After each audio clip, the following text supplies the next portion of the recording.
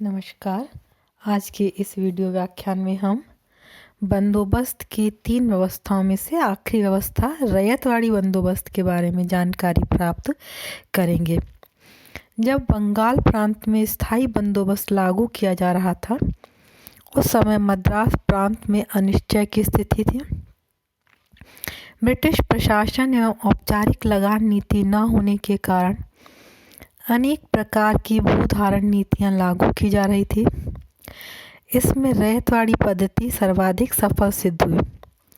रैयतवाड़ी बंदोबस्त के द्वारा प्रत्येक पंजीकृत भूमिधारी को भूमि का स्वामी स्वीकार किया गया, वहीं राज्य को जमीन का लगान देने के लिए उत्तरदायी था। उसे अपनी भूमि को खेती के लिए उठाने, बेचने, गिरवी रखने का अधिकार था। जब तक वह भू राजस्व अदा कर सकता था, तब तक उसे भूमि के अधिकार से वंचित नहीं किया जा सकता था। रैयतवाड़ी बंदोबस्त लागू करने का प्रमुख कारण यह था कि भारत के दक्षिण एवं दक्षिण पश्चिम में जमींदार वर्ग नहीं था जिसके साथ की भूमि का बंदोबस्त किया जा सके। ब्रिटिश अधिकारी स्थायी बंदोबस्त के परिणाम देखकर यह धारणा बना चुके थे कि स्थायी बंदोबस्त से राज्य को आर्थिक हानि उठानी पड़ सकती है, क्योंकि इस व्यवस्था में समय के साथ साथ लगान की मांग को नहीं बढ़ाया जा सकता था। अतः किसानों के साथ सीधा बंदोबस्त करने में कंपनी का मुख्य उद्देश्य किसानों से अधिकतम लगान प्राप्त करना था, क्योंकि जमींदारी व्यवस्था में किसान लगान का एक बड़ा हिस्सा स्वयं रख लेते थे। अर्थात जमींदार अपनी रैयत से तो अधिकाधिक लगान वसूल करता था, लेकिन कंपनी को निश्चित भू राजस्व ही अदा करता था। इससे कंपनी को आर्थिक हानि उठानी पड़ती थी। मद्रास प्रेसिडेंसियों में ब्रिटिश अधिकारियों के बीच रैयतवाड़ी और स्थायी बंदोबस्त के बीच के संबंध में विवाद रहा। सर्वप्रथम कर्नल रीड ने 1792 में 12 महल जिले में रैयतवाड़ी बंदोबस्त लागू किया। इसमें लगान के लिए समझौता जमींदारों से न करके वास्तविक किसानों से किया गया, जो भूमि के स्वामी थे। यह समझौता 3 से 10 वर्ष की अवधि के लिए किया गया। जब इस बंदोबस्त की उपयोगिता से कर्नल रीड का विश्वास उठने लगा, तब थॉमस मुनरो का इस बंदोबस्त के प्रति विश्वास बढ़ता गया। धीरे धीरे थॉमस मुनरो इस पद्धति का कट्टर समर्थक बन गया। 1796 ईस्वी में कर्नल रीड ने वार्षिक लगान निर्धारित करने का सुझाव दिया, किंतु मुनरो ने उसके इस सुझाव की कड़ी आलोचना की। जब मुनरो को निजाम से प्राप्त क्षेत्र का कलेक्टर बनाया गया, तब उसने इस क्षेत्र में रैयतवाड़ी बंदोबस्त लागू किया। 1809 ईस्वी तक यह बंदोबस्त मद्रास प्रांत में कुछ स्थानों पर लागू कर दिया गया, किंतु कंपनी के संचालक मंडल के आदेशानुसार इसे कुछ समय के लिए स्थगित कर दिया गया। परंतु इसकी सफलता को देखते हुए 1818 में इसे पुनः लागू कर दिया गया। कंपनी के अधिकारियों के समक्ष मूल रूप से 2 समस्याएं थी। पहली समस्या तो यह थी कि भूमि कर को सरकार की आय का मुख्य साधन बनाकर उस पर कैसे निर्भर रहा जाए। दूसरा यह कि भूमि कर को किस तरह से निर्धारित किया जाए, अर्थात भूमि कर को निर्धारित करना, उसको इकट्ठा करना, ये सारा कार्य कैसे हो। कॉर्नवालिस और मुनरो ने इन समस्याओं पर परस्पर विरोधी विचार व्यक्त किए। कॉर्नवालिस ऐसी व्यवस्था के पक्ष में था जो निश्चित नियमों पर आधारित हो, अर्थात भू राजस्व स्थायी हो और इसमें निजी संपत्ति के अधिकार सुरक्षित हों। यद्यपि मुनरो भी निजी संपत्ति को भूमि अधिकारों के माध्यम से सुरक्षित कर देना चाहता था, लेकिन अन्य विषयों पर दोनों के दृष्टिकोण में मौलिक अंतर था। कॉर्नवालिस यह अधिकार जमींदारों के पास स्थायी रूप से सुरक्षित रख देना चाहता था, जबकि टॉमस मुनरो इसे भूमि के वास्तविक स्वामियों के पास सुरक्षित रखना चाहता था। मुनरो नहीं चाहता था कि भूमि कर को स्थायी रूप से तय कर दिया जाए, क्योंकि इससे सरकार की आय हमेशा के लिए सीमित हो जाती है और भविष्य में भूमि का मूल्य और उत्पादन बढ़ने से सरकार की उसमें कोई हिस्सेदारी नहीं रह जाती। परंतु व्यवहारिक रूप में मुनरो की व्यवस्था भी उतनी ही स्थायी थी जितनी कॉर्नवालिस की। बंगाल में स्थायी बंदोबस्त के द्वारा सरकार का बार बार लगान निर्धारित करने तथा लगान वसूल करने का काम बच गया और इस कार्य में लगे हुए सरकारी कर्मचारी अन्य प्रशासनिक कार्य में प्रयुक्त किए जा सके।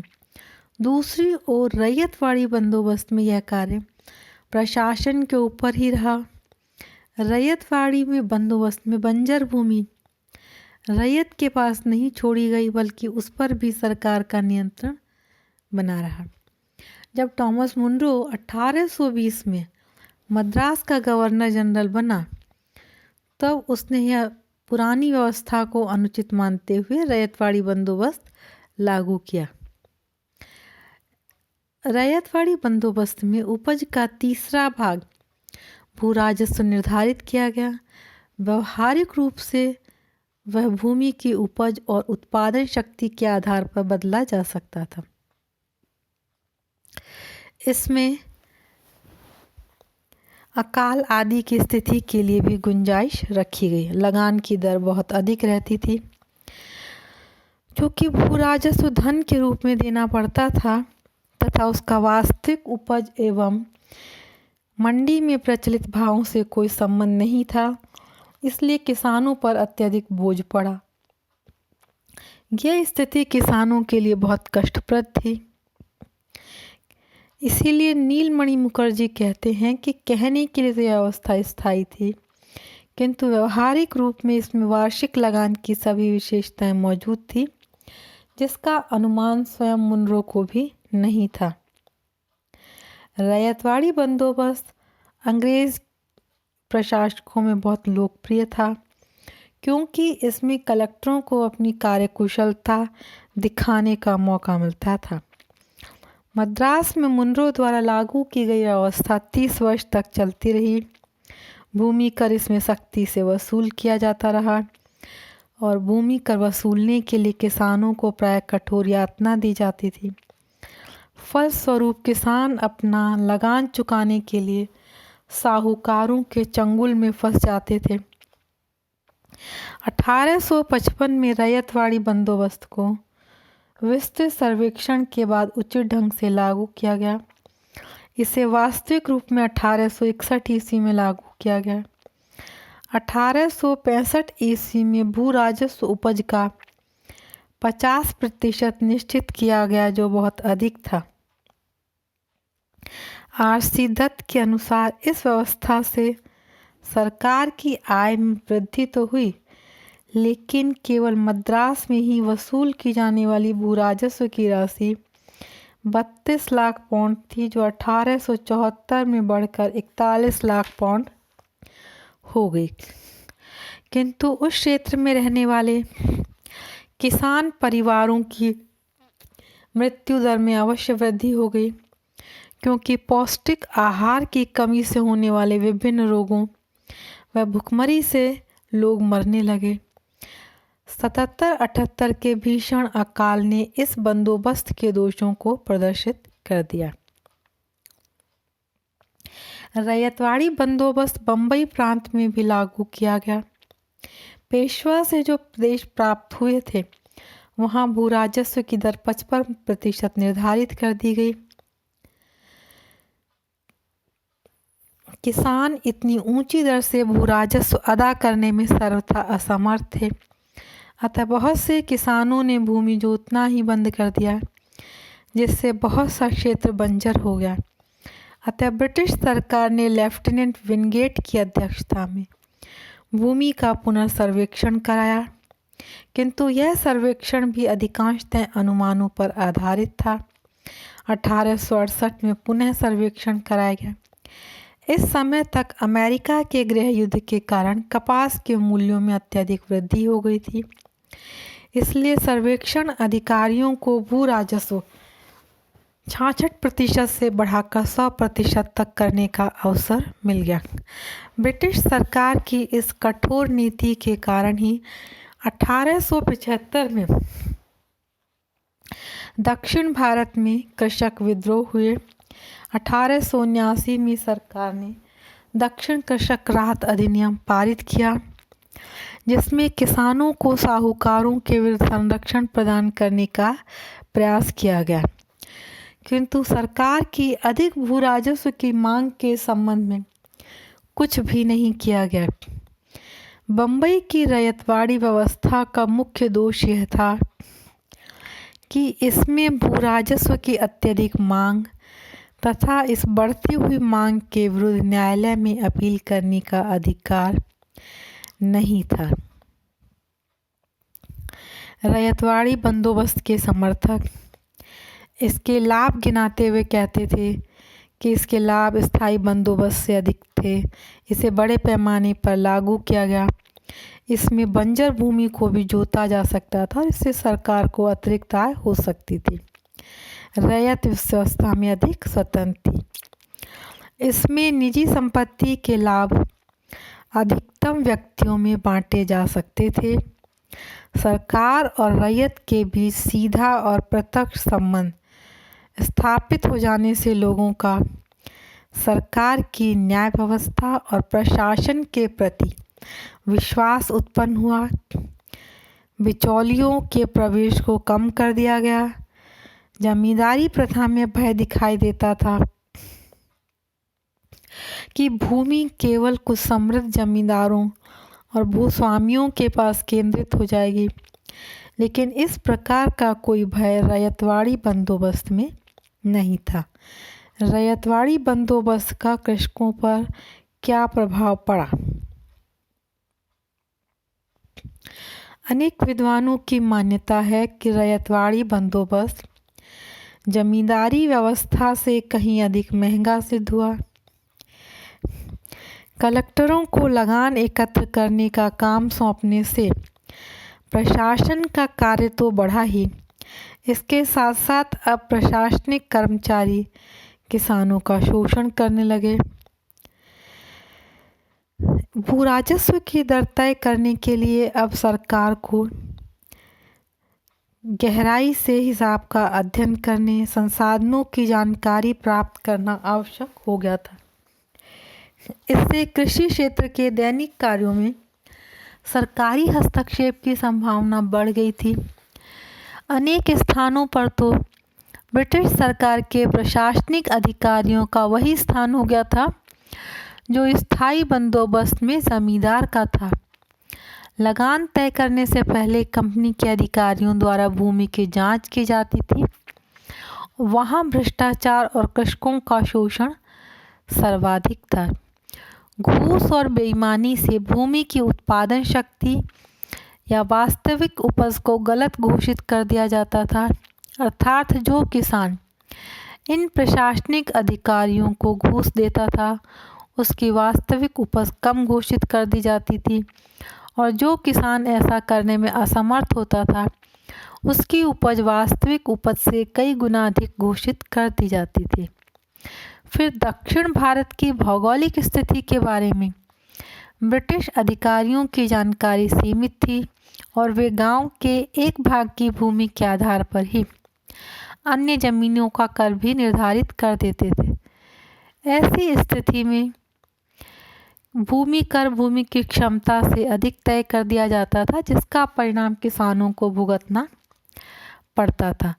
राजस्व की दर अधिक होने के कारण किसान इतना चुका नहीं देता था, लगान नहीं चुका सकता था, और यदि वह किसी तरह से लगान चुका भी देता था तो लगान चुकाने के बाद उसके पास कुछ बचता ही नहीं था जिससे कि वह अपने परिवार का भरण पोषण कर सके या भूमि में सुधार लाकर अपने परिवार का पैदावार कर सके। अंग्रेज अधिकारियों की सख्त नीति के कारण किसानों को अकाल एवं सूखे के समय भी लगान देना पड़ता था। विवश होकर उन्हें स्थानीय साहूकारों की शरण में जाना पड़ता था।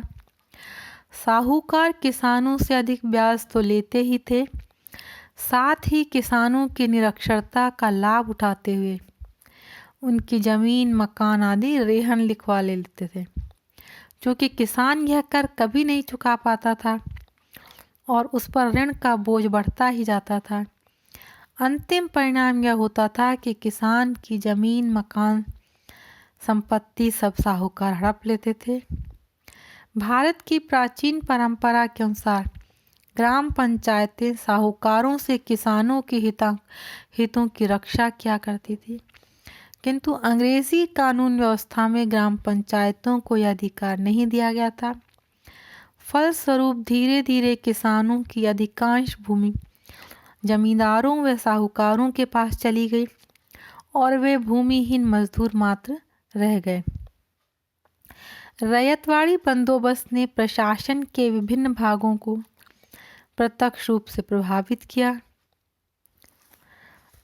रैयतवाड़ी व्यवस्था का संचालन केवल यूरोपियन अधिकारियों द्वारा ही नहीं किया जाता था, इसलिए राजस्व प्रशासन में तहसीलदार के नीचे के पद भारतीयों को दिए गए।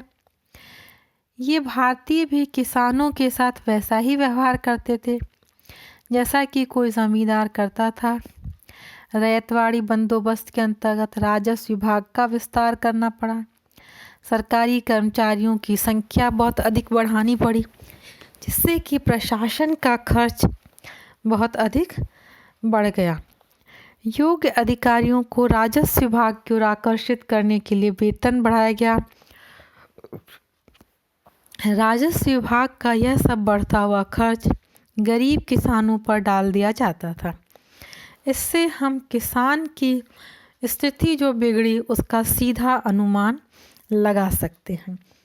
अब हम जब इन तीनों ही लगान की जो पद्धतियां विकसित हुई थी, बंगाल बिहार में जमींदारी अथवा स्थायी भूमि बंदोबस्त, दक्षिण एवं पश्चिम भारत में रैयतवाड़ी, उत्तरी और मध्य भारत के कुछ क्षेत्रों में महलवाड़ी बंदोबस्त, इन तीनों पद्धतियों का जब हम एक साथ विश्लेषण करते हैं तो ये पाते हैं कि तीनों में ही लगान की दर बहुत अधिक थी, जिससे किसानों पर आर्थिक बोझ अत्यधिक बढ़ गया था।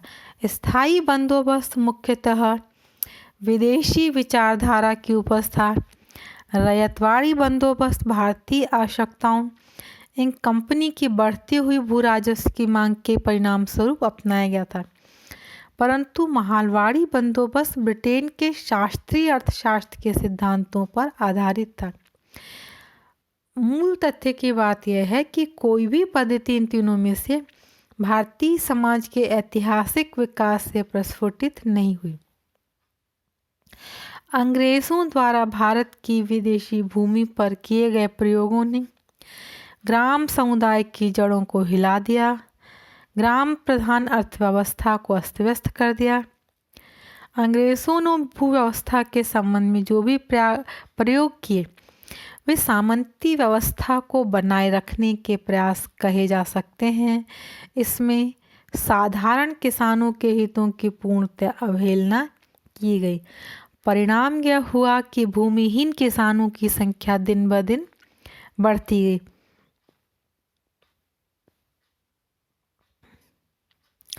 चूँकि अंग्रेजों ने भारत के औद्योगिकरण में ब्रिटिश पूंजीपतियों के हितों का ध्यान रखा, अतः भारत के पूंजीपति वर्ग ने उद्योगों में लाभ की कम संभावना देखकर खेती में अपनी पूंजी लगाई। फलस्वरूप इन पूंजीपतियों ने गांवों में पुराने जमींदारों का स्थान ग्रहण कर लिया।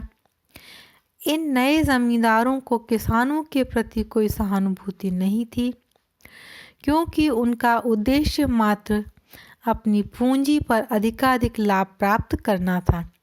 इसलिए ये नए जमींदार भी किसान का शोषण करने में जुट गए। ब्रिटिश सरकार ने किसानों को कोई संरक्षण नहीं प्रदान किया और न ही कृषि में सुधार करने का प्रयास किया, जिसके फलस्वरूप भारत में अनेक जगह पर किसान आंदोलन उठ खड़े हुए। ऐसी स्थिति के लिए स्वयं ब्रिटिश सरकार उत्तरदायी थी।